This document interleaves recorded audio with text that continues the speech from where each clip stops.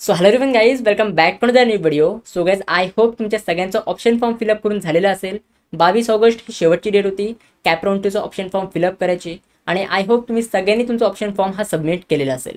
जर तुमचा option form पूर्ण परफेक्ट सबमिट झालेला असेल तर मला कॉमेंट सेक्शनमध्ये नक्की सांगा की तुमचा ऑप्शन फॉर्म हा परफेक्टली सबमिट झाला आहे की नाही. आता बऱ्याच मुलांचे प्रश्न होते कॅप राऊंडच्या रिगार्डिंग. भरपूर मुलं मला व्हिडिओच्या कॉमेंट सेक्शनमध्ये, इंस्टाग्रामच्या DMsमध्ये आणि व्हॉट्सअपवर मेसेज करून मला विचारत होती. तर मी विचार केला की ह्याच्यावर आपण एक सेपरेट व्हिडिओ बनवून तुमचे जे पण काही क्वेश्चन्स आहेत तर त्या सगळ्या प्रश्नांची आपण उत्तर देऊया. तर ह्या व्हिडिओमध्ये तुमचे जे पण काही डाऊट्स आहेत तर त्या डाऊट्स मी ह्या इकडे क्लिअर करणार आहे. सो तुम्ही ही व्हिडिओ शेवटपर्यंत नक्की बघा आणि जर तुम्ही अजून ह्या व्हिडिओ लाईक नसेल केलं तर लवकरात लवकर लाईक करून घ्या. चला ह्या व्हिडिओला आपण सुरुवात करूया. सगळ्यात पहिला प्रश्न आहे की दादा आमची seat allotment of cap round 2 हे कधी डिक्लेअर होणार आहे. सो जी ऑफिशियल डेट आहे कॅप राऊंड 2च्या रिझल्टची ती आहे 26 ऑगस्ट. म्हणजे 26 ऑगस्टला तुम्हाला समजणार आहे की कॅप राऊंड 2 मध्ये तुम्हाला कुठल्या कॉलेजमध्ये नंबर लागलेला आहे आणि त्याच्यानंतर 27 ऑगस्टपासून टू 29 ऑगस्टपर्यंत तुमची सीट ॲक्सेप्टन्स आणि कॉलेज रिपोर्टिंगची प्रोसेस ही सुरू होणार आहे. म्हणजे 27 ऑगस्टपासून ते 29 ऑगस्टपर्यंत तुम्हाला जे पण काही कॉलेज मिळालं आहे ते तुम्हाला कॉलेज घ्यायचं आहे. जर घ्यायचं असेल तर त्या कॉलेजमध्ये तुम्हाला ॲडमिशन घ्यावं लागेल आणि जर तुम्हाला ते कॉलेज नसेल घ्यायचं, तुम्हाला कॅप राऊंड 3 मध्ये जायचं असेल तर तुम्ही सिम्पली नॉट फ्रीज करून तुम्ही कॅप राऊंड 3 मध्ये जाऊ शकता. तर ही सगळी प्रोसेस करण्यासाठी तुम्हाला 27 ऑगस्टपासून ते 29 ऑगस्टपर्यंत हा टाईम पिरियड दिलेला आहे. या टाईम पिरियडमध्ये तुम्हाला ही प्रोसेस करायची आहे. त्याच्यानंतर नेक्स्ट क्वेश्चन आहे की दादा आमचं कॉलेज कधी सुरू होणार. ज्या पण मुलांना कॅप राऊंड 1 मध्ये अलॉटमेंट मिळालेली आहे, ज्या पण मुलांनी कॅप राऊंड 1 मध्येच कॉलेज कन्फर्म करून टाकलेलं आहे, त्याच कॉलेजमध्ये सेल्फ फ्रीज वगैरे करून झालेलं आहे, तर त्या पण मुलांना हाच प्रश्न पडला आहे की दादा आमचं कॉलेज कधी सुरू होणार. तर एक तुम्ही लक्षात घ्या, जेव्हा तुमची ओव्हरऑल कॅप राऊंडची प्रोसेस संपेल त्याच्यानंतर तुमचे कॉलेज हे स्टार्ट होतील. आता तुमची कॅप राऊंडची प्रोसेस म्हणजे पूर्ण जेव्हा तुमचे कॅप राऊंड 3 पर्यंत प्रोसेस कंप्लीट होईल त्याच्यानंतर तुमचं कॉलेज स्टार्ट होत असतं. म्हणजे आपण मोस्ट एक्सपेक्टेडली हे बोलू शकतो की सप्टेंबर मंथमध्ये तुमचे कॉलेजेस हे सुरू होऊन जातील. बाकी ज्या पण मुलांचा कॉलेजमध्ये ॲडमिशन झालेलं आहे, कॅप राऊंड 1 मध्येच त्यांनी कॉलेजमध्ये ॲडमिशन कन्फर्म करून टाकलेलं आहे, तर ती मुलं कॉलेजमध्ये विचारू शकतात की त्यांचे कॉलेज ओपनचे डेट्स काय आहेत. कॉलेजवाले तुम्हाला इन्फॉर्म करतील. बाकी ज्या पण मुलांनी कॅप राऊंड 2 मध्ये पार्टिसिपेट केलेलं आहे आणि ज्या पण मुलांचा कॅप राऊंड 3 मध्ये पण पार्टिसिपेट करायचा विचार आहे तर त्यांनी अजिबात घाबरू नका. जेव्हा तुमची ओव्हरऑल कॅप राऊंड पूर्ण प्रोसेस कंप्लीट होईल, म्हणजे कॅप राऊंड 3 पर्यंत जेव्हा तुमची प्रोसेस कंप्लीट होईल त्याच्यानंतर तुमचे कॉलेजेस हे सुरू होऊन जातील. म्हणजे मोस्ट एक्सपेक्टेडली 10 सप्टेंबर नंतर तुमचे सगळ्यांचे कॉलेजेस सुरू होऊन जातील.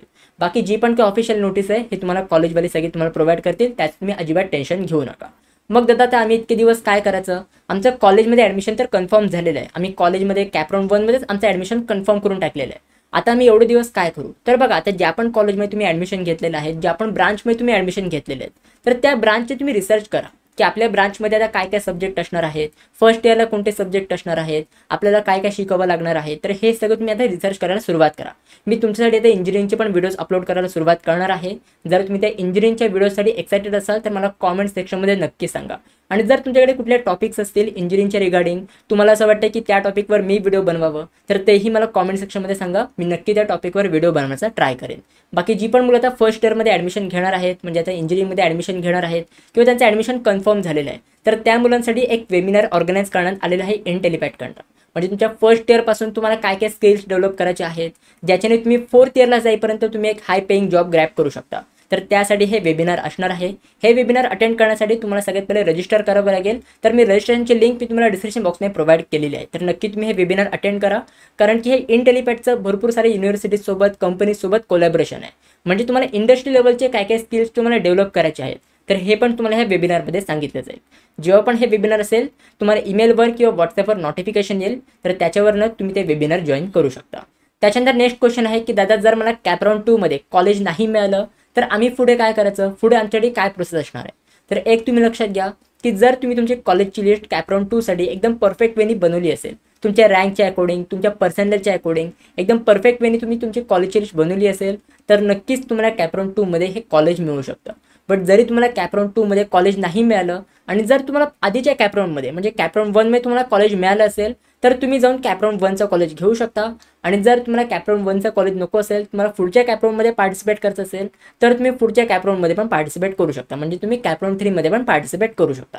बट दादा मला कॅप राऊंड 1 मध्ये पण कॉलेज नाही मिळालं, मला कॅप राऊंड 2 मध्ये पण जर मला कॉलेज नाही मिळालं, तर सो बघा, जर तुम्हाला दोन्ही कॅप राऊंडमध्ये कॉलेज नाही ना मिळालं तर तुम्ही पुढे कॅप राऊंड 3 मध्ये पण पार्टिसिपेट करू शकता.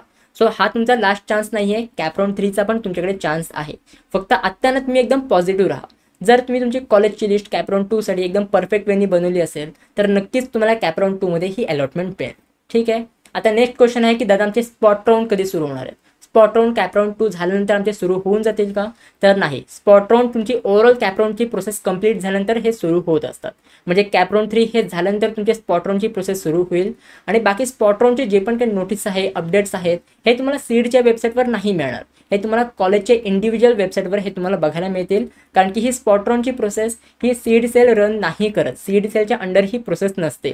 ही प्रोसेस इंडिव्हिज्युअल कॉलेजवाले चालवतात.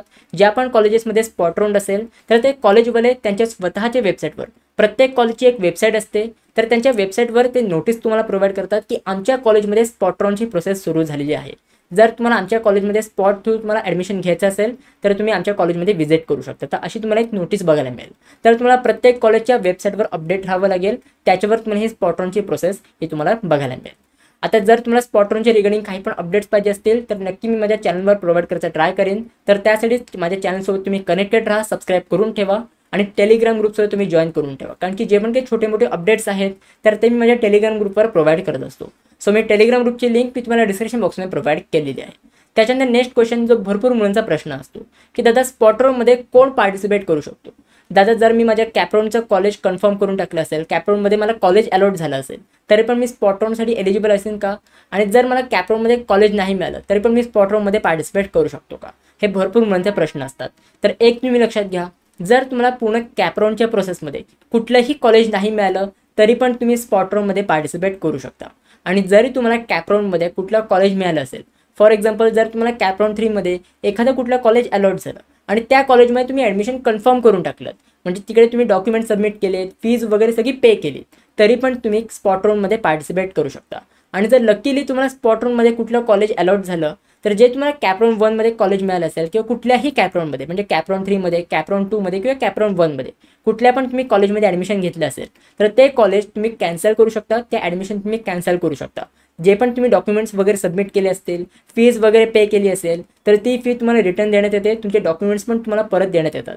आणि जे पण तुम्हाला स्पॉट राऊंडमध्ये ॲडमिशन मिळालेलं आहे, ज्या पण कॉलेजमध्ये तुमचं अलॉटमेंट झालेली आहे स्पॉट राऊंडमध्ये, तर त्या कॉलेजमध्ये जाऊन तुम्ही ती फी पे करू शकता आणि डॉक्युमेंट वगैरे हे सबमिट करू शकता.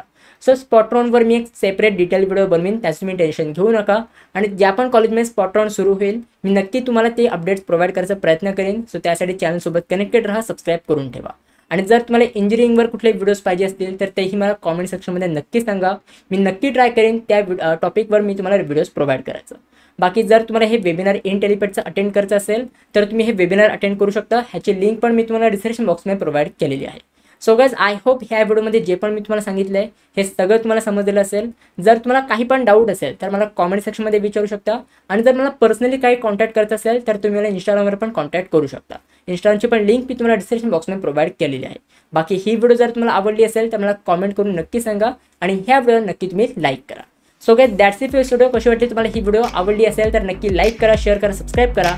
भेटू मग पुढच्या व्हिडिओमध्ये. तोपर्यंत बाय बाय, सी या and have a good day.